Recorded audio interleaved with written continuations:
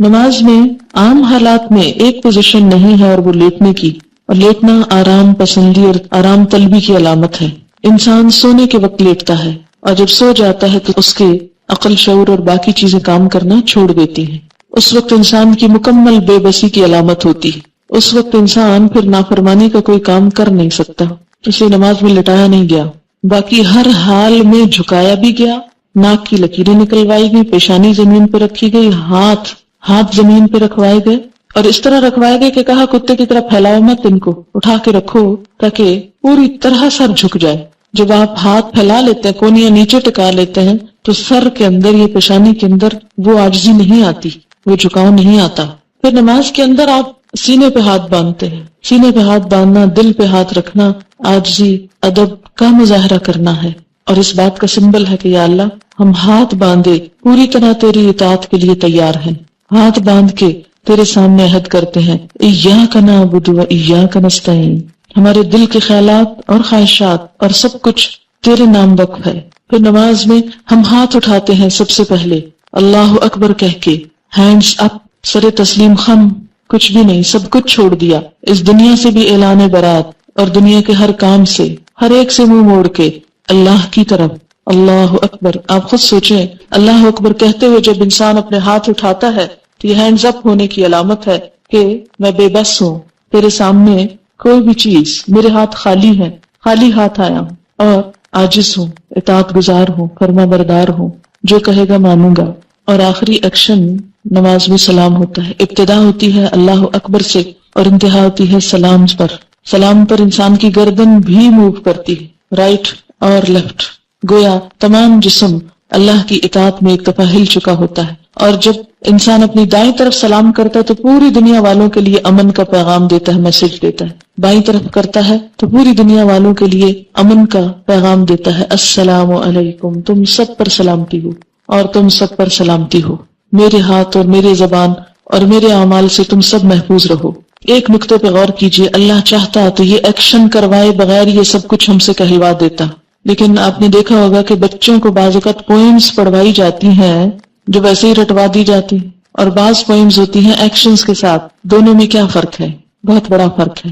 جب انسان جسمانی حرکات کے ساتھ کھڑے ہو کر، بیٹھ کر، سجدے میں جا کر، رکوع میں جھک کر، گردن موڑ کر، ہاتھ اٹھا کر اللہ کا نام لیتا ہے، تو گویا اپنے صرف زبان سے نہیں، صرف دماغ سے نہیں، صرف خیالات سے نہیں، اپنے جسم کے ساتھ، اپنے ایکشنز کے ساتھ یہ ثابت کر رہا ہے کہ وہ اللہ ہی کا بندہ ہے اور اللہ کی اطاعت میں ہر طرح سے سرگرم عمل رہے گا۔ پھر آپ دیکھیں کہ نماز میں چلنا نہیں ہوتا، چلنا منع ہے، نماز میں بولنا منع ہے، نماز میں کھانا پینا منع ہے۔ اس سے کیا پتہ چلتا ہے کہ یا اللہ تیری خاطر میں بھوک کی قربانی دے سکتا ہوں، تیرے لیے میں اپنی بھوک قربان کر سکتا ہوں۔ بولتا نہیں، بولنے کی خواہش بھی ایک بڑی شدید خواہش ہوتی، خصوصاً خواتین میں۔ چپ رہنا بہت مشکل ہوتا ہے، بولنا بہت پسندیدہ ہوتا ہے۔ تو نماز میں انسان بولنا منع ہے، بول نہیں سکتے۔ ایک لفظ بھی کہا نماز ختم، ایک دانہ بھی چبایا تو نماز ختم، ایک گھونٹ پانی بھی پیا تو نماز ختم، نہیں کچھ بھی نہیں، کچھ چکھا بھی تو نماز ختم۔ پھر چلنا منع ہے، گویا خود اپنے آپ کو قید کرتے ہیں ایک جگہ پر روک لیتے ہیں کہ اللہ تیری نافرمانی میں کوئی قدم نہیں اٹھے گا۔ لا تقدموا بین یدی اللہ ورسولہ کی عملی تفسیر، کہ اللہ اور اس کے رسول کے آگے پیش قدمی نہ کرو، آگے نہ بڑھو، میں اپنی چوائس کے ساتھ جس جگہ کھڑا ہوں اسی جگہ کھڑا ہوں، دنیا ادھر سے ادھر ہو جائے، میں مکمل استقامت کے ساتھ تیرے ہی آگے کھڑا ہوں، میں یہاں سے ہلوں گا نہیں، کیونکہ اللہ نے منع کر دیا یہاں سے نہیں ہلنا، یہیں کھڑے رہو، اسی جگہ رہو۔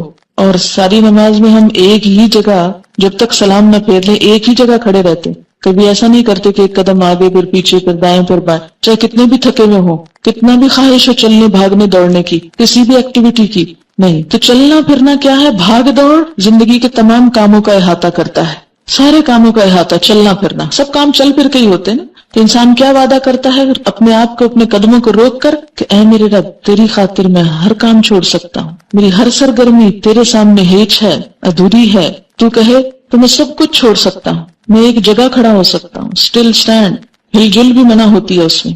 اور پھر اس طرح کھڑا ہو کہ ہاتھ بھی باندھو، کیونکہ ہاتھ بھی کس ایکشنز کی علامت۔ نماز میں آپ ہاتھ بھی نہیں ہلا سکتے، زیادہ ہاتھ بھی ہلائے تو نماز فاسد ہو جائے گی۔ ہاتھوں سے کوئی کام نہیں، پاؤں سے کوئی کام نہیں، زبان سے کوئی کام نہیں۔ نماز میں سونا بھی منع ہے، نماز میں کوئی بھی اور جذباتی تسکین جو عام حالات میں جائز ہے اس میں وہ بھی منع ہے. گویا انسان کی وہ تمام حیوانی خواہشات، خواہ کھانا پینا ہو، خواہ نیند جیسی شدید خواہش ہو، خواہ دنیا میں بھاگ دوڑ کی، خواہ اپنے ہاتھوں سے کوئی کام کرنے کی. کہتے ہیں نا بعض میں کہ ہاتھوں میں کھجلی ہوتی رہتی ہے، کچھ نہ کچھ کرتے رہتے ہیں، ہاتھ ان کے رکتے نہیں، چلتے رہتے ہیں ہر وقت. بعض میں کے پاؤں چلتے رہتے ہیں، نچلا بیٹھ ہی نہیں سکتے. لیکن نماز ایک ایسی کیفیت ہے جس میں باندھ کے سب کچھ رکھ دیا جاتا ہے اور بغیر کسی رسی کے باندھا جاتا ہے نا. دنیا میں اگر آپ کسی بچے کو کہیں کہ 5 منٹ یہاں کھڑے رہو، ہلنا نہیں، یہاں سے کھڑا نہیں ہو سکتا. لیکن اللہ کے سامنے کتنی زبردست طریقے سے ہم اپنی قوتوں، کوششوں، خواہشات، عقل، ہر چیز کو کنٹرول رکھتے ہیں. مکمل ضبط نفس. روزے میں صرف کھانا نہیں ہوتا، لیکن نماز میں کھانا پینا بھی منع، سونا بھی منع. یعنی ساری عبادتوں کا خلاصہ ہو جاتا ہے اس میں، ساری عبادتیں اس میں جمع ہو جاتی ہیں. مال ہے تو اس کو چھوڑ دو، کھا پی رہے ہو اس کو چھوڑ دو، بول رہے ہو اس کو چھوڑ دو. ہنسنا منع، رونے کی کسی حد تک اجازت ہے لیکن وہ اللہ کے خوف سے. یہ نہیں کہ دنیا بھر کے غم میں اس وقت رونا شروع کر دے، فلاں چلا گیا تو آج میں رونا بیٹھ جاؤں، اور نماز میں روئے جا رہے ہیں. اور باتوں کے لیے نہیں رونا، اللہ کے لیے رونا، آخرت کے خوف سے رونا. آپ دیکھیں کہ دن میں 5 دفعہ وہ سارے جذبات کنٹرول کر کے ایسا ضبط نفس کرایا جاتا ہے کہ 5 دفعہ کر کے اگر 6ٹی دفعہ کسی وقت بغیر نماز کے یہ سب کچھ کنٹرول کرنا پڑے، ہاتھ یا پاؤں یا باقی چیزیں، تو بھی کر جاؤ. نفس کو اپنا غلام بنا لو، خود نفس کے غلام نہ بن جاؤ. نفس پر حکومت کرنا سیکھو، نہ کہ خود اس کے آگے ذلیل و خوار ہو. کائنات کی جتنی بھی چیزیں ہیں وہ کسی نہ کسی رنگ میں نماز کی پوزیشن میں ہے. پہاڑ کھڑے ہیں، چوپائے رکوع کر رہے ہیں، جیسے بھینس وغیرہ، سب رکوع کی حالت میں ہیں، اور کچھ چیزیں سجدہ ریز ہیں. اللہ تعالیٰ نے سمبولیکلی سب کو سجدہ ریز بتایا. النجم والشجر یسجدان، ستارے ہوں یا پودے سب جھکے ہوئے ہیں. وَلِلَّهِ يَسْجُدُ مَنْ فِي السَّمَاوَاتِ وَالْأَرْضِ. اچھا یہ بھی ہو سکتا تھا کہ جیسے ہم دنیا کی ایکسرسائزز کرتے وقت کھڑے ہوتے ہیں، نیچے ہوتے ہیں، دائیں ہوتے ہیں، بائیں ہوتے ہیں، پیچھے ہوتے ہیں، تو ہم کچھ بھی نہیں بولتے. تو اس ایکسرسائز میں بھی ہم کچھ نہ بولتے، لیکن اللہ نے ہمارا یہ وقت بھی ضائع نہیں کرایا، اس میں بھی ذکر کروایا، اور اس میں سے ایک ایک ذکر قابل غور ہے. اب میں اس ذکر پہ آتی ہوں جو کچھ ہم بولتے ہیں.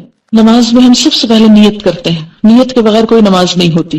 نیت دل کا عمل ہوتا ہے، زبان کا عمل نہیں ہوتا. مثلاً آپ وضو کرنے کی نیت کر رہے ہیں، آپ واش روم میں بعض اوقات جاتے ہیں صرف ہاتھ منہ دھونے، مثلاً کہیں جا رہے ہیں آپ ہاتھ منہ دھوتے ہیں، اس میں کیا ہوتا ہے؟ کوئی بھی آپ نیت نہیں ہوتی، بس نیت یہ ہوتی کہیں جا رہا ہوں تو کسی کو منہ کیا دکھاؤں کہ ذرا منہ دھو لوں. لیکن نماز میں باقاعدہ منہ دھونے کی ایک فیلنگ ہوتی کہ میں اللہ کے سامنے منہ دکھانے کے لیے دھو رہی ہوں، اللہ کے سامنے جانے کے لیے تیار ہو رہی ہوں. وضو ہوتا نہیں جب تک نیت نہ ہو، اور نیت ہوتی نہیں جب تک اندر سوچ مضبوط نہ ہو. اندر کی سوچ کا نام نیت ہے.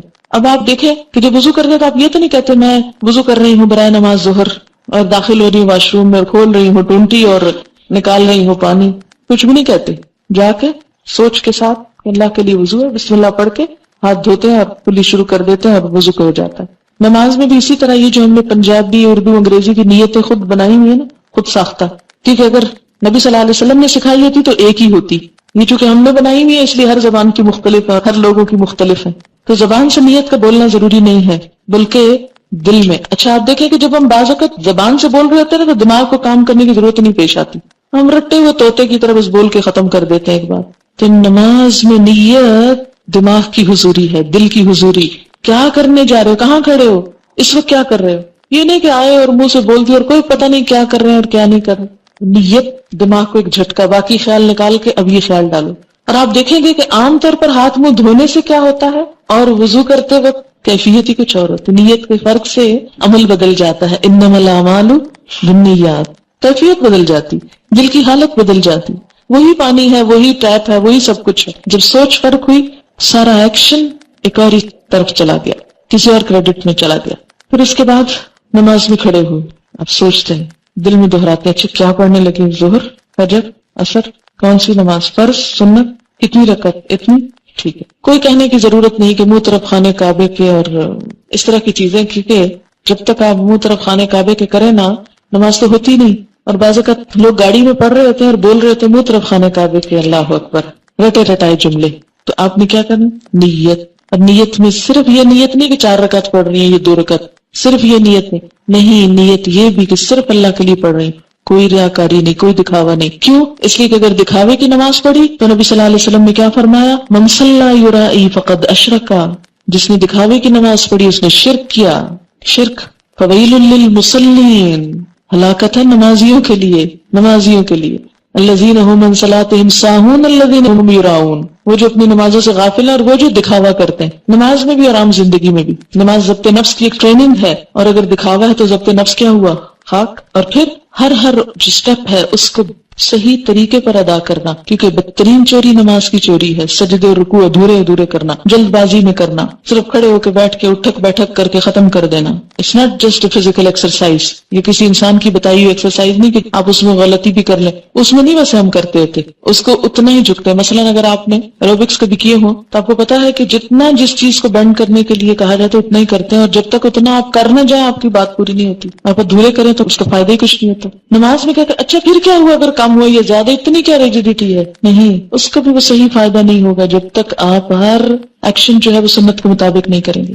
اب آپ نے بولنے کا کام شروع کیا، ہاتھ اٹھا کر اللہ اکبر، اللہ سب سے بڑا ہے، ہر چیز سے دستبردار ہوتا ہوں، ہر چیز سے خالی ہاتھ ہوں، صرف اس کی بڑائی کا اعلان کرتا ہوں، اللہ اکبر۔ کھول دیے ہاتھ، مٹھیاں بند کر کے اللہ اکبر نہیں ہو سکتی، ہاتھ کھولنے پڑیں گے، کھول دیے، کچھ بھی ہے گر گیا ہاتھوں سے، سب کچھ چھوڑ سکتا ہوں۔ اور جب ہاتھ اٹھاتا ہے نا انسان اللہ اوپر کرتا ہے تو بغلوں کے نیچے سے بھی سب کچھ گر جاتا ہے، کہیں پر کچھ نہیں چھپا سکتا۔ اس طرح ہاتھ رکھے تو چھپا سکتا ہے، جب اللہ اکبر کہتا ہے انسان سب کچھ خالی ہو جاتا ہے، ہر چیز سے دستبردار ہو جاتا ہے، کچھ ساتھ چپکا ہوا نہیں رہ سکتا، نماز کی حالت میں کوئی بوجھ نہیں اٹھا سکتے آپ۔ تو کیا ہوا آپ کا؟ اللہ اکبر، اللہ کی بڑائی کا اعلان، سب سے بڑا ہے تو، سب سے بڑا۔ دیکھیں کتنی دفعہ کہتے ہیں اللہ اکبر، کتنی دفعہ۔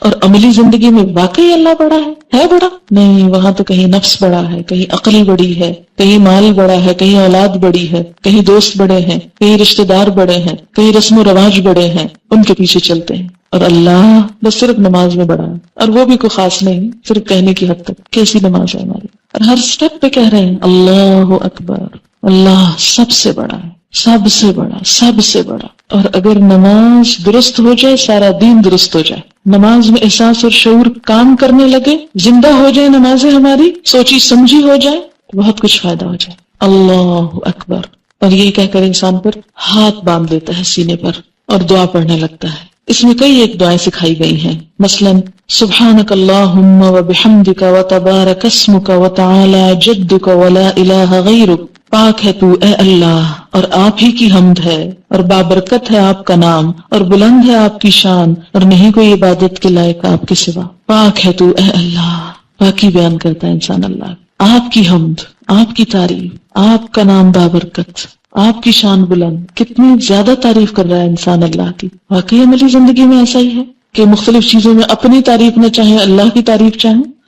ہم تو دین کا کام کر کے بھی اپنی تعریف چاہ رہے ہیں، دین کو بلند کرنے کا ہماری نیت کوئی نہیں ہوتی، یہ کمی ہوتی ہے، اپنے نام کی بلندی مقصود ہوتی ہے، یہ بدترین عمل ہے۔ کوئی نیکی کا کام بھی کریں، دین کا کام بھی کریں تو کس لیے کریں کہ دین بلند ہو، اور جس شخص کی نیت میں یہ چیز آ جائے کہ دین بلند ہو، دین کا کلمہ بلند ہو، اللہ کی ذات بلند ہو، وہ لازماً جھک جائے گا، عاجزی آ جائے گی، اس پہ تکبر رخصت ہو جائے گا، ہر قربانی کر سکے گا انسان، ہر طرح سے پھر انسان اپنے آپ کو نقصان پہنچا لے گا لیکن دین کا نقصان نہیں پہنچنے دے گا، اپنی ذات پیچھے چلی جائے گی اور دین آگے آ جائے گا۔ وتعالی جدک، تیری شان بلند ہے، میری شان تو کچھ نہیں، میری شان کیا چیز ہے۔ لیکن آپ دیکھیں کہ باہر نکل کے جتنی لڑائیاں ہیں ہماری اپنی رشتہ داروں کے ساتھ، دوستوں کے ساتھ، معاشرے کے افراد کے ساتھ، وہ ساری شان کی خاطر ہے، ہمیں فلاں نے یہ کیوں کر دیا، اور کیوں ہمارے ساتھ ایسا کیوں ہوا، اور ہماری شان میں گستاخی کیوں کر دی، اور ایسا ہو گیا اور ویسا۔ جتنی تعلقات کی خرابیاں سب اس یہیں سے جڑ پھوٹتی ہے اس کی۔ تو جب انسان کہتا ہے تعالی جدک، شان تو تیری بلند ہے، بلندی تو تیری ہی ہے، ہم کیا چیز ہے؟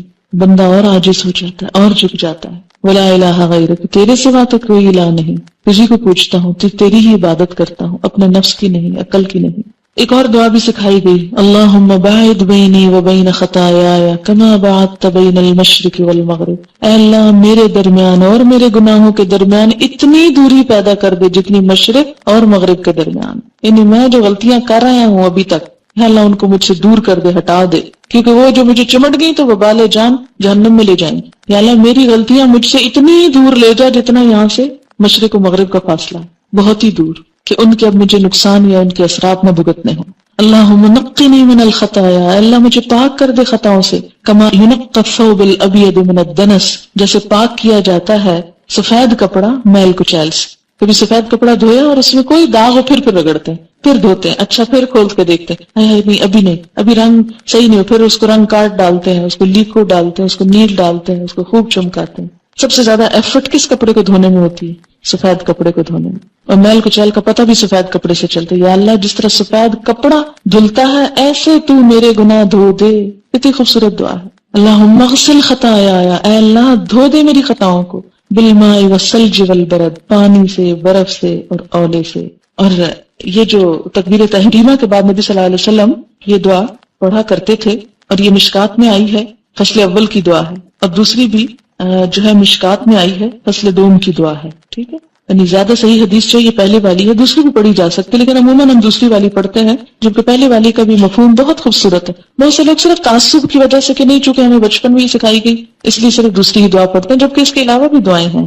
بہرحال دونوں بھی پڑھ سکتے ہیں، اور دونوں میں سے کوئی ایک بھی پڑھ سکتے ہیں، نماز ہو جائے گی، کوئی جھگڑا نہیں کسی سے، لیکن جو اپنا فائدہ جتنا کرے اتنا ہی اچھا ہے۔ اگر یہ دونوں پڑھ لے تو زیادہ ہی اچھا ہے۔ اور آپ دیکھیں گے کہ جو ہی آپ یہ کہنا شروع کریں گے اللہم باعد بینی و بین خطایا، تو واقعی شرمندگی کا احساس ہوگا اور گناہوں سے بیزاری ہوگی۔ پھر اس کے بعد اعوذ باللہ من الشیطان الرجیم، اے اللہ تیری پناہ میں آتا ہوں شیطان مردود سے، جو میرا پیچھا نہیں چھوڑتا، جو مجھے ہر وقت تھکائے ہوئے، ستائے ہوئے ہے، بہکائے ہوئے ہے۔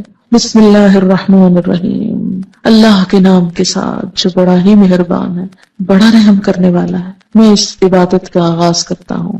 الحمدللہ رب العالمین، سب تعریف اللہ کے لیے ہے جو رب ہے تمام جہانوں کا، پوری یونیورس کو اس نے پیدا کیا اور ان کا خیال رکھا ہے، جو ذرے سے پایہ تکمیل تک پہنچاتا ہے۔ پہاڑ کی اصل بھی ذرہ ہے، پانی کی اصل بھی قطرہ ہے، سمندر کی اصل بھی ذرہ ہے، درخت کی اصل بھی بیج ہے، انسان کی اصل بھی نطفہ ہے۔ ہر جو بڑی بڑی چیز ہم کو نظر آتی ہے یہ اصل میں کیا تھی؟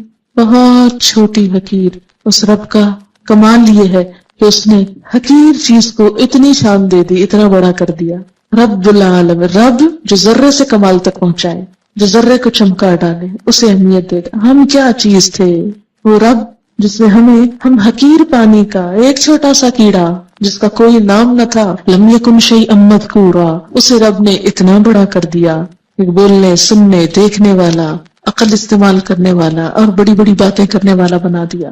تو تعریف تو میری نہیں، میں تو ایک حقیر چیز تھی، اللہ کی تعریف۔ الرحمن، بڑا ہی مہربان، الرحیم، بار بار رحم کرنے والا، 70 ماؤں سے بڑھ کے پیار کرنے والا۔ اس کی رحمت سے ہی جی رہی ہوں، ورنہ جتنے گناہ ہیں شاید اگلا سانس بھی نہ لے سکوں۔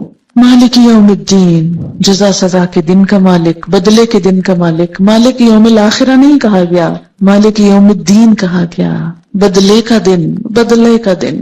اگر دنیا میں کسی دن کو آپ دیکھیں، بڑے دن منائے جاتے ہیں، مناتے ہیں نا، آج خواتین کا دن ہے، آج مزدوروں کا دن ہے، اور آج بچوں کا دن ہے، اور پولیو کا دن ہے، اور کسی ایک دن میں کہا جائے اگر آج بدلے کا دن ہے تو کیا حالت ہو؟ بدلے کا دن۔ قیامت کی سب سے بڑی مشکل ہی تو یہ ہے کہ وہ بدلے کا دن ہے۔ کون سا بدلہ؟ اچھا بدلہ بھی، جزا بھی اور سزا بھی، دونوں ہی چیزیں۔ من یعمل مثقال ذرۃ خیرا یرا ومن یعمل مثقال ذرۃ شرا یرا، نیکی کا ذرہ بھی جا دیکھے گا انسان، اور برائی کی حالت بھی جا دیکھے گا۔ لا تخفى منکم خافیہ، کوئی چھپی ہوئی چیز چھپی نہ رہ جائے گی۔ وبرزوا للہ الواحد القہار، سب نمایاں عیاں ہر چیز سامنے آ جائے گی۔ وَأُرِدُوا عَلَىٰ رَبِّكَ صَفًّا، صف در صف پیش کر دیے جائیں گے۔ وَوُضِعَ الْكِتَابُ، کتاب رکھ دی جائے گی، اور انسان کہے گا مَا لِهَٰذَا الْكِتَابِ لَا يُغَادِرُ صَغِيرَةً وَلَا كَبِيرَةً إِلَّا أَحْصَاهَا، کوئی چھوٹی بڑی چیز اس کتاب نے نہیں چھوڑی مگر جس کو گن گن کے نہ رکھا۔ گنی ہوئی چیزیں، ایک ایک نمبر گنا ہوا۔ اس انسان کے اتنے ہزار جھوٹ، اس انسان کی اتنی غیبتیں، اس انسان کی اتنی گالیاں، اس انسان کی اتنا احصا ہوتا ہے کسی چیز کو شمار کرنا، اسٹیٹسٹکس کے ساتھ کسی چیز کو پیش کرنا۔ اس انسان نے اتنے لاکھ دفعہ سبحان اللہ کہا تھا، اس نے اتنی نمازیں پڑھی تھی، اتنا قرآن پڑھا تھا، گنی ہوئی، حرف حرف گنا ہوا، کیونکہ ہر حرف کے 10 نیکی ہے نا، اس لیے ہر حرف گن کے رکھا جائے گا وہاں۔ ایسے کمپیوٹرز ہیں کہ سوچ نہیں سکتا انسان، اس کے بنیاد پر پھر جزا دی جانے لگے گی، ذرہ ذرہ تول لیا جائے گا۔ فَأَمَّا مَنْ ثَقُلَتْ مَوَازِينُهُ فَهُوَ فِي عِيشَةٍ رَاضِيَةٍ وَأَمَّا مَنْ خَفَّتْ مَوَازِينُهُ فَأُمُّهُ هَاوِيَةٌ، وما ادراک ما ہی نار حامیہ، جس کے نام اعمال بھاری ہوں گے وہ دل پسند عیش میں ہوگا، اور جس کے اس بدلے کے دن ہلکے ہو گئے وہ مصیبت میں مبتلا ہو جائے گا. اس کی ماں تو پھر خبر گیری کرنے والی حاویہ وہ جہنم ہوگی. تمہیں کیا پتا کہ کیا ہے، کھولتی آگ، ابلتی بھڑکتی آگ. ایاک نعبد، ہاتھ باندھ کے ہر نماز میں کھڑے ہو کر کئی دفعہ دن میں عہد، صرف تیری ہم عبادت کرتے ہیں، صرف تیری. وایاک نستعین، اور صرف تجھ سے ہم مدد چاہتے ہیں. اور عملی زندگی میں کیا کرتے ہیں؟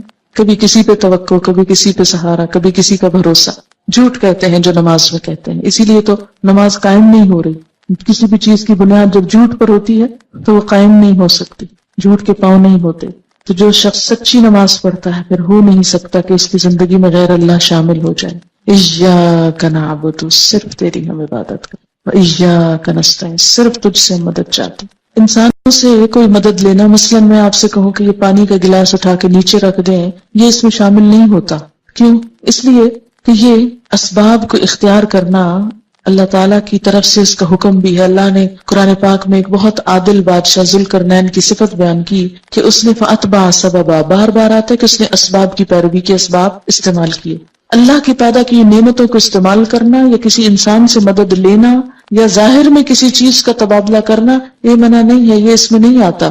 لیکن یہ سوچنا کہ کوئی شخص غائبی قوت کے ساتھ مدد کر سکتا ہے، بغیر وسائل کے ہماری مدد کر سکتا ہے، اپنی کسی خاص قوت کی وجہ سے کوئی کام کروا سکتا ہے جو مادی چیزوں میں نہیں روحانی چیزوں میں، تو یہ شرک میں آ جاتا ہے. صرف اللہ سے مدد چاہتے ہیں، بھروسہ اللہ کی ذات پر. اہدنا الصراط المستقیم، پھر دعا مانگتے ہیں اللہ سیدھا راستہ دکھا. صراط الذین انعمت علیہم، ان لوگوں کا راستہ جن پر تو نے انعام کیا.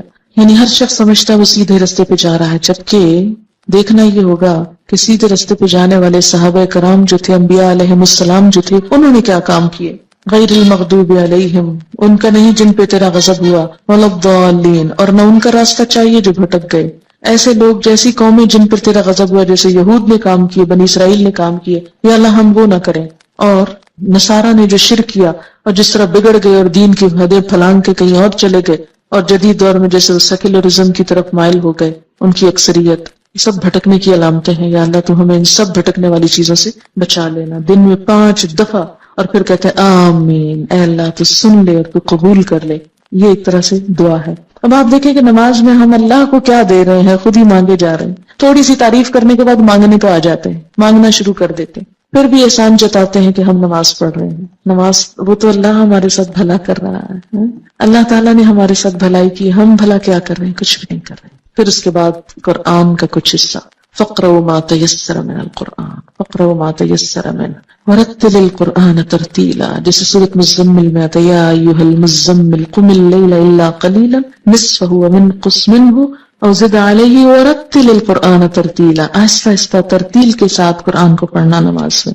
اس سے یہ پتہ چلتا ہے کہ زندگی کے ہر روز میں نماز میں قرآن کا کچھ نہ کچھ حصہ ضرور پڑھا جاتا ہے. تو گویا انسان اور قرآن لازم و ملزوم. عموماً لوگ صرف قل ہو اللہ پہ گزارا کرتے ہیں. کھانے میں تو ہم ایسا نہیں کرتے کہ صرف ایک چھوٹی سی چیز پہ گزارا کریں، ایک ہی کھانا روز کھاتے جائیں، ایک ہی لباس روز پہنتے جائیں. لیکن نماز میں ہم کیا کرتے ہیں کہ ہم ایک ہی قل ہو اللہ پڑھے جاتے ہیں. تو نماز میں کوشش کریں کہ نبی صلی اللہ علیہ وسلم کی جو مسنون صورتیں تھیں مختلف نمازوں میں پڑھا کرتے تھے وہ پڑھیں. اگر وہ یاد نہیں تو کم از کم اتنا تو قرآن پڑھیں کہ جس کو قرآن پڑھنا کہا جا سکے، نہ کہ صرف یہ کہ خانہ پوری. اور پھر جب آپ نماز میں قرآن پڑھیں گے اور سمجھ کر پڑھیں گے اور سمجھ کر سنیں گے، جیسے رمضان آ رہا ہے اور عمرے وغیرہ پہ جانے کی آپ کو توفیق ہو، تو آپ دیکھیں گے کہ نماز کی حالت میں قرآن کا پڑھنا اور سننا ایک اور ہی لطف دیتا ہے، ایک اور ہی مزہ دیتا ہے، ایک اور ہی حیثیت رکھتا ہے. اور سب سے زیادہ ثواب بھی اس قرآن کے پڑھنے کا ہے جو نماز میں پڑھا جاتا ہے. اس لیے خوش قسمت ہے وہ لوگ جنہیں حفظ قرآن اور وہ نمازوں میں اس کو حاضر کریں، اور جن کو نہیں وہ اس کے لیے کچھ نہ کچھ کوشش کریں. اور آپ سب کے لیے میں یہ کہوں گی جو لوگ اب فارغ ہو کے جا رہے ہیں، ہمارے پچھلے سال کی ایک اسٹوڈنٹ تھی، ان کا جب کورس ختم ہو رہا تھا تو بہت اداس تھی، جیسے اکثر لوگ اداس ہوتے ہیں اس موقع پر. لیکن انہوں نے اپنی اداسی کو اور اس خلا کو کہ میں اب روز اتنا قرآن سنتی اور پڑھتی تھی، اب ایک دم میری زندگی میں خلا آ جائے گا، اتنا قرآن کے ساتھ تعلق، پھر کیا ہوگا؟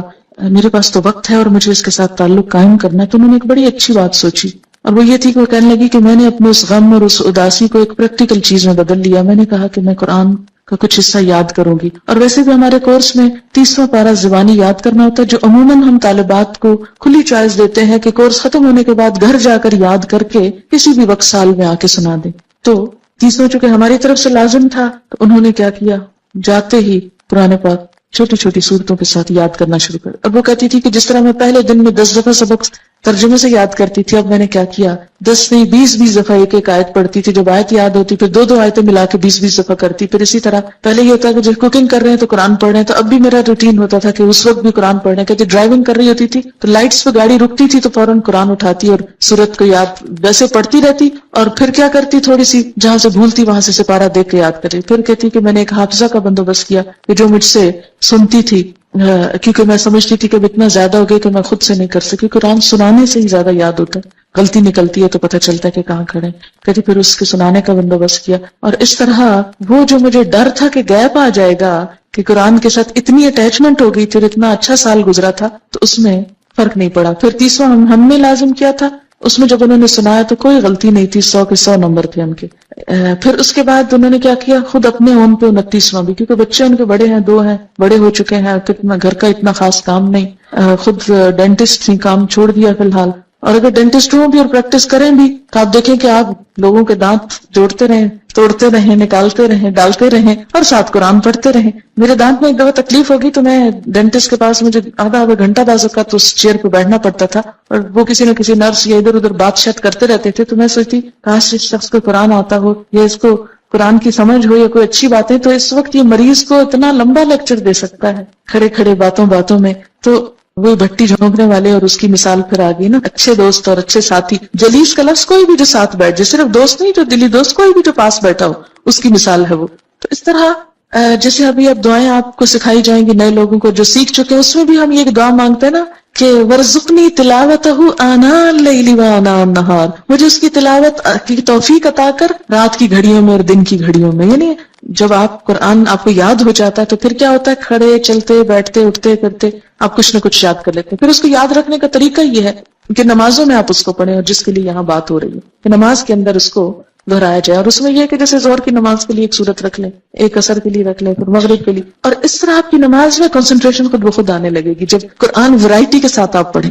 اور اگر کل هو اللہ پہ صرف زور رہا، اس کو آپ بے شک شامل کریں اپنی نماز میں. جیسے ایک صحابی تھے، وہ ہر نماز کی ہر رکعت میں ہر اور تلاوت کے ساتھ کل هو اللہ ضرور پڑھتے تھے. تو کسی نے حضور سے شکایت کر دی صلی اللہ علیہ وسلم، تو آپ نے اس سے پوچھا، تو انہوں نے کہا مجھے اس سورت سے بڑی محبت ہے. تو آپ صلی اللہ علیہ وسلم نے فرمایا تمہاری اس سورت کی محبت نے تجھے جنت میں داخل کروایا. تو اچھی سورت ہے، ضرور پڑھیں. یہاں میرے کہنے کا مطلب یہ نہیں کہ کل هو اللہ چھوڑ دیں، ضرور پڑھیں، لیکن اس کے ساتھ ورائٹی کے ساتھ قرآن، کبھی کہیں سے کبھی کہیں سے کبھی کہیں سے. تو آپ دیکھیں گے انشاءاللہ نمازیں بہت امپروو ہوں گی. اور سب سے زیادہ جو قرآن پڑھنے کا اجر اور ثواب اور لطف ہے وہ نماز ہی کے اندر ہے. پھر اس کے بعد ہم کیا کرتے ہیں، اللہ اکبر کہہ کر پھر رکوع میں جاتے ہیں. رکوع میں اور اس وقت ہم کیا پڑھتے ہیں، سبحان ربی العظیم، پاک ہے میرا رب جو بہت بڑا ہے، میں تو بہت چھوٹی ہوں، میں تو جھکی ہوئی ہوں، بڑا تو وہ ہے. عملی طور پہ اپنے آپ کو پریکٹیکلی فزیکلی اپنے آپ کو بینڈ کر کے، اور پھر انسان اللہ کی عظمت کی بات کرتا ہے، سبحان ربی العظیم. اور یہاں پر ایک دعا بھی پڑھی جاتی ہے، سبحانک اللہم ربنا وبحمدک اللہم اغفر لی. اور یہ دعا بھی نبی صلی اللہ علیہ وسلم سے ثابت ہے. یہ پہلی دعا اور دوسری دعا یہ دونوں ہی مشکات سے ہیں. پہلی دعا جو ہے مشکات کی فصل اول سے، اور دوسری فصل دوم سے. اچھا، فصل اول سے کیا مراد ہے، اس میں کیٹیگری ہے، جو سب سے زیادہ صحیح حدیثیں ہیں وہ فصل اول میں ہے، جو ذرا کم ہے کسی بھی لحاظ سے تو وہ سیکنڈ کیٹیگری میں، پھر تیسری میں کچھ ضعیف حدیثیں بھی شامل ہیں اس میں.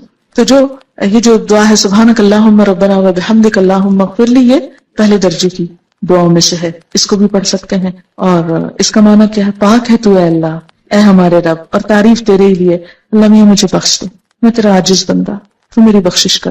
ہم یہ بھی کر سکتے ہیں 3 دفعہ سبحان ربی العظیم پڑھ کے 4تھی دفعہ یہ پڑھ لیں، یا 2 دفعہ یہ پڑھ لیں، جیسے آپ چاہیں. اس میں اوپن چوائس ہے. جب انسان اپنی عاجزی کو تسلیم کرتا ہے نا، اپنی کمی حقارت کو، پھر لازمی بخشش کی دعا نہیں کرتے، اللہ تعالیٰ پھر تو مجھے معاف کر دے، معاف کر دے. کیونکہ ہم اللہ کا شکر تو ادا کر ہی نہیں سکتے، اور اس کی نعمتوں پہ شکر ادا نہ کرنا یہ ایک قصور ہے. اگر ہم کوئی گناہ نہ بھی کریں، کچھ بھی نہ کریں، ہم چپ بھی بیٹھے رہیں، یہ بھی ایک قصور ہے کہ اللہ نے زبان دی سے اس کے ذکر میں کیوں نہیں استعمال کیا. بہرحال پھر اس کے بعد ہم رکوع سے اٹھ جاتے ہیں، اور اس وقت پھر اٹھتے اٹھتے اللہ کی تعریف کرتے ہیں، سمع اللہ لمن حمدہ ربنا ولک الحمد حمدن کثیرا طیبا مبارکا فیہ. سن لیا اللہ نے جس نے اس کی تعریف کی، جس نے اللہ کی تعریف کی، اللہ نے اس کی بات سن لی. اب دیکھیں کہ جب آپ کو یقین ہو کہ کسی نے آپ کی بات سن لی، بات پہنچ گئی، کتنا لطف آتا ہے اس چیز میں. سن لی. کوئی کسی کی بات نہ سنے کیسا لگتا؟ آپ کسی سے بات کرنا چاہ رہے، وہ سنے نہ آگے سے، میں نہیں سننا چاہتا، جاؤ یہاں سے، کتنا برا لگتا. تو سمع اللہ لمن حمدہ، اللہ اتنا پیارا ہے کہ جو اس کی تعریف کرتا ہے وہ اس کی بات سن لیتا ہے. چپکے سے بھی کہتے ہیں نا دل دل میں، وہ بھی سن لیتا ہے. سمع اللہ ربنا، اے ہمارے رب، ولک الحمد، تعریف تیرے ہی لیے ہے. پھر تعریف، اور کیسی تعریف؟ حمدن کثیرن، بہت زیادہ تعریف، طیبن، پاکیزہ تعریف، اچھی تعریف، مبارکن فی، بابرکت. یہ جو دعا پڑھی ہے میں نے آخر میں، یہ بھی فصل اول کی دعا میں سے مشکات کی. یہ جو دعا حدیث میں آتا ہے کہ نبی صلی اللہ علیہ وسلم نماز پڑھا رہے تھے کہ سلام پھیرنے کے بعد آپ نے پوچھا کس نے یہ دعا پڑھی ہے؟ کسی شخص نے پیچھے سے محبت میں آ کے یہ پڑھی تھی. آپ نے فرمایا میں نے 30 سے زیادہ فرشتوں کو اس دعا کی طرف لپکتے دیکھا کہ وہ اسے اٹھانا چاہتے تھے. اتنی بڑی نیکی تھی کہ ایک سے ایک آگے بڑھ کے اس کو اٹھانا چاہ رہا ہے. یہ نیک عمل ہم لے کے جائیں گے اللہ تعالیٰ کے پاس. بالکل ایسے ہی جیسے کسی کو پھول پیش کرنے تو ہر ایک کی خواہش ہوتی ہے میں پھول پیش کروں. کیوں؟ کیونکہ پھول پیش کرنے میں بھی کیا ہوتا ہے؟ ایک آنر ہے نا. تو فرشتوں کو بھی نیک بندوں کی نیکی اٹھا کے لے جانے اور پیش کرنے میں ایک آنر ہوتا ہے ان کے لیے. تو میں پیش کروں گا، ہم اس کو لے کے جائیں گے اس نیک عمل. یہ ہمیں دے دیں. اچھی چیز ہر کوئی لینے اور اٹھانے کو تیار ہوتا ہے نا. اتنی خوبصورت دعا، حمدن کثیرن طیبا مبارکا فیہ، بہت تعریف، بہت زیادہ تعریف. جب انسان کسی سے بہت محبت کرتا ہے نا تو کہتا ہے بہت بہت اچھی چیز، بہت زیادہ علامے کی تعریف. حمدن کثیرن، بہت اچھی والی تعریف، طیبن مبارکن، بہت برکت والی، بہت برکتیں ہوئے اس میں، مبارکن فیہ. نہیں، برکت کا ہوتا ہے نشو نما، بڑھوتری، اتنی تعریف کہ جو بڑھتی چلی جائے، زیادہ سے زیادہ ہوتی چلی جائے، کہیں رکے ہی نہ، ختم ہی نہ ہو. حد کر دیتا ہے انسان تعریف میں، اور یہ وہی کر سکتا ہے جو اللہ سے واقعی محبت رکھتا ہو. پھر انسان سجدے میں آتا ہے، سر زمین پہ رکھ دیتا ہے. عام حالات میں آپ دیکھیں اگر نماز کے علاوہ کوئی کسی کو کہے اچھا ذرا زمین پہ سر رکھو، کتنا مشکل کام ہے نا. عام حالات میں تو کوئی چیز گر جائے تو ہم کہتے ہیں اچھا فلاں نے ذرا پکڑاؤ یہ گری ہوئی چیز ہے، مجھ سے نہیں نیچے ہوا جاتا، کتنا مشکل ہے. لیکن اللہ کی خاطر محبت میں زمین پہ جا پڑتا ہے انسان، بس سر رکھ دیتا ہے، ناک رگڑتا ہے اپنی، کیونکہ ناک نہ لگے تو سجدہ نہیں ہوتا. پورا جھکاؤ سر کی طرف ہوتا ہے، ساری عقل کو لا کے ذلیل کرتا ہے اللہ کے سامنے. یا اللہ یہ سر کیا چیز ہے، یہ سوچے کیا چیز ہے، تیرے سامنے تو کوئی کچھ نہیں، کوئی حجت بازی نہیں. اور کیا کہتا ہے؟ سبحان ربی الاعلی، میں ہوں حقیر و ذلیل لیکن پاک ہے میرا رب جو اعلی اور الاعلی سب سے زیادہ بلند ہے. میں اس وقت سب سے نچلی پوزیشن میں ہوں اور میرا رب سب سے زیادہ بلند ہے. سبحان ربی الاعلی.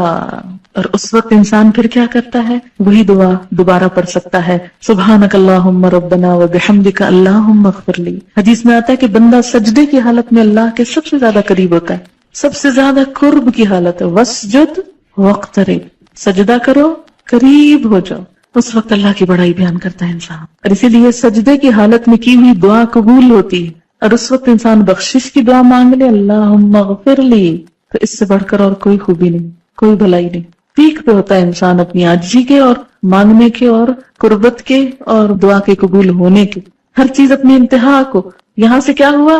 یعنی کھڑے ہو کے جو نماز شروع کی تھی، سجدے میں پہنچ کے اپنے ٹاپ پہ پہنچ گئی، عاجزی کی انتہا ہو گئی، تعریف کی انتہا ہو گئی، دعا کی انتہا ہو گئی. اور انتہا کے اللہم اغفر لی، بخشش ہو جائے. عام زندگی میں بھی یہی ہماری سوچ ہونی چاہیے کہ یا اللہ تو بخش دے، بس بخش دے. بخشے گئے تو سب کچھ مل گیا، اور اگر بخشش نہیں کچھ بھی نہیں. پھر کیا کرتے ہیں؟ بیٹھ جاتے ہیں، اللہ اکبر، ہر سٹیپ پہ اللہ اکبر. اب جب بیٹھتے ہیں پھر ایک دعا سکھائی گئی، اور وہ دعا کیا ہے؟ اللہم اغفر لی، پھر بخش دے. بخشش پہ اینڈ کیا تھا سجدے میں، اٹھ کے پھر بخشش مانگ رہے ہیں. یہی منتہا، اللہم اغفر لی، اے اللہ مجھے بخش دے، ورحمنی، اور مجھ پہ رحم کر. رحم بھی اللہ کو جب ہی آئے گا نا جب قصور معاف ہوں گے. آپ کسی سے توقع رکھ سکتے ہیں کہ کوئی آپ کے ساتھ بھلا کرے جبکہ اس کا دل آپ کی طرف سے میلا ہو، کہ وہ آپ سے ناراض ہو یا آپ نے اس کو ستایا ہوا ہو؟ کیسے بات کرتے؟ نہیں، پہلے بخشے جائیں گے تو پھر ہی رحمت ہوگی. اللہم اغفر لی ورحمنی. اور کیا؟ واہدنی. یہ دعا کی ترتیب دو مختلف روایتوں میں فرق ہے، میں اس ترتیب سے جو یہاں لکھی ہوئی پڑھتی ہوں. وجبرنی، میری مجبوری دور کر دے، میرا نقصان پورا کر دے. ورفعنی، اور مجھے بلند کر دے. میں ہوں حقیر، بلند تو ہی ہے، تو مجھے بھی اپنے نام کے ساتھ بلند کر دے. واہدنی، اور مجھے ہدایت دے، راہ دکھا. وعافنی عافیت دے، صحت دے، ورزقنی رزق دے. دین معتدل دین ہے، دنیا اور آخرت دونوں کی بھلائیاں مانگنی سکھائی گئی. پھر دوبارہ سجدہ، اللہ اکبر، پھر وہی عاجزی، پھر وہی مغفرت کی دعا، پھر اللہ اکبر، اور اسی طرح دوسری رکعت، اور پھر التحیات. اب بیٹھ جاؤ، بیٹھ کے پڑھو. اب ہم اس میں اپنی مرضی نہیں کر سکتے کہ یہ دعا سجدے میں پڑھ لو، سجدے کی بیٹھ کے پڑھ لو، بیٹھ کے پڑھنے والی کھڑے ہو کے پڑھو. کھڑے ہو کے کیا پڑھوایا؟ سورۃ الفاتحہ. بیٹھ کے کیا پڑھوایا؟ التحیات اور درود شریف. التحیات للہ، سب اچھے کلمات، سب تحفے، سب درود اور وظیفے، سب کچھ للہ، اللہ کے لیے. میرے سارے اذکار، میرے سارے دعائیں، میرے سارے اچھے جذبات، میرا سب کچھ میرے رب کے لیے، للہ. التحیات، تحیہ کا لفظ ہے نا، بڑا جامع لفظ ہے، ایک لفظ میں ترجمہ ہو ہی نہیں سکتا اس کا. تحیہ تحفے کے لیے بھی آتا ہے، ہدیے کے لیے، دعا کے لیے بھی آتا ہے، اچھے جذبات کے لیے. اللہ تعالیٰ میرا سارا مال بھی تیرا، میری ساری دعائیں بھی تجھ سے، میرے سارے جذبات بھی تیرے لیے، میرا سب کچھ تیرے لیے. التحیات للہ، التحیات للہ، تحیہ والصلوات، سب دعائیں، سب عجز و نیاز، والطیبات، سب پاکیزہ چیزیں، سب پاکیزہ کلمات، سب پاکیزہ رزق، سب کچھ اللہ کے نام. التحیات للہ والصلوات والطیبات، سب کچھ تیرا ہی تیرا، سب تیرے لیے، میرا تو کچھ بھی نہیں. اور بیٹھنے کا انداز آپ دیکھیں کتنا عاجزی کا ہوتا ہے. گھٹنے ٹیک کے بیٹھنا، گھٹنے ٹیک کے، یہ نہیں کہا کہ ٹانگیں پھیلا کے بیٹھ جاؤ بے شک، یا پلتھی مار کے بیٹھ جاؤ دو زانوں، نہیں، پاؤں پیچھے کر کے، گھٹنے ٹیک کے، عاجزی. گھٹنے ٹیک دینا محاورہ ہے، عاجزی کی علامت. بیٹھنے کا ادب سکھایا گیا، طریقہ، سلیقہ. اور پھر ہاتھ گھٹنوں پہ رکھ دو، یہاں سینے پہ نہیں رکھوائے گئے کہ سینے پہ رکھ کے گھٹ. آپ دیکھیں کتنی عجیب حالت ہوتی نا اگر ہم بیٹھے اس طرح ہوتے اور ہاتھ سینے پہ ہوتے. ہاتھ بھی وہیں رکھو، کتنا ڈسپلن، کتنی عاجزی، کتنی خوبصورت پھر پوزیشن بن جاتی. ہاتھ گھٹنوں کے اوپر رکھو، انگلیاں ڈھیلی چھوڑ دو. اچھا ایک یاد رکھیں، ساری نماز کی ہر پوزیشن میں اکڑنا نہیں، کھینچنا نہیں، ڈھیلے. خشوع، آواز میں بھی خشاعت الاصوات، پوزیشن میں بھی ڈھیلا پن، عاجزی، نرمی، انکساری. کیوں؟ اس لیے کہ قد افلح المؤمنون الذین هم فی صلاتهم خاشعون. اور خشوع کا سب سے پہلا ذریعہ جسم کا ڈھیلا پڑ جانا. اور آپ دیکھیں گے کہ جب جسم ڈھیلا ہوگا، ٹینشن نہیں ہوگی آپ کی، ایک تو ویسے ٹینشن ریلیز ہوگی، اور دوسرا یہ کہ روح سے الفاظ نکلیں گے. پھر کیونکہ جب ہم کھچے ہوتے ہیں نا تو کچھ انرجی ہماری ادھر بھی لگ رہی ہوتی کھچاؤ میں، تو جب وہ ساری انرجیاں ادھر سے بچا کے ایک جگہ کانسنٹریٹ کر لیتے ہیں اللہ کے لیے، ریلیکس ہو کر پوری طرح ایک ہی چیز دماغ میں ہوتی ہے اور دل میں. التحیات للہ والصلوات والطیبات، کتنی خوبصورت. تحیات للہ، سارے تحفے اللہ کے لیے. آپ دیکھیں تحفہ کس کو دیتے ہیں؟ آپ کبھی سوچا آپ کس کو دیتے ہیں؟ جس سے محبت ہوتی، اور محبت کے اظہار کے لیے ہوتا ہے، اس لیے نہیں ہوتا کہ کوئی ضرورت مند ہوتا ہے. اچھا جب اللہ کے لیے ہم کہتے ہیں سارے تحفے تیرے لیے، التحیات للہ. اچھا پھر تحفہ کس چیز کا ہوتا ہے؟ جو چیز انسان کو بہت اچھی لگتی یہ دینی چاہیے. آپ یہ تو نہیں کرتے کہ جو ردی مال اٹھا کر یہ تحفہ میں دے دیتے ہیں کسی، وہ تو پھر دھوکہ ہے. اپنی اچھی سے اچھی چیز، خوبصورت سے خوبصورت. اسی لیے پیکنگ کتنی خوبصورت، بعض اوقات اندر کچھ نہیں ہوتا، پیکنگ بڑی اچھی کرتے ہیں، اس لیے تاکہ دیکھنے والا پیکنگ دیکھ کے خوش ہو جائے. اصل مقصود خوش کرنا ہوتا ہے نا کسی کو. تو یہاں بیٹھ کے ہم زبان کے ساتھ اظہار کرتے کہ اللہ میرا سب کچھ تیرے لیے، تجھے خوش کرتا ہوں. تحیات للہ، التحیات للہ. لیکن عملی زندگی میں کچھ بھی نہیں کرتے ہم، اس لیے کہ کبھی بیٹھ کے گھٹنے ٹیک کے ہاتھ رکھ کے سوچا ہی نہیں کیا کہہ رہے ہیں ہم. التحیات للہ، کتنی محبت کا والہانہ انداز. اللہ سارے تحفے تیرے ہی لیے، ساری اچھی باتیں تیرے ہی لیے، سارے اچھے جذبات تیرے لیے. یاد رکھیں تحفہ صرف کسی مالی چیز کا ہی نہیں ہوتا، مال ہی نہیں ہوتا کہ تحفہ، اچھے جذبات کا اظہار بھی تحفہ ہی ہوتا ہے. اسی لیے کارڈ سسٹم ویسٹ میں کتنا چلا، ہر موقع پہ کارڈ، اور کارڈ میں کیا لکھا ہوتا ہے؟ جذبات کا اظہار ہوتا ہے نا.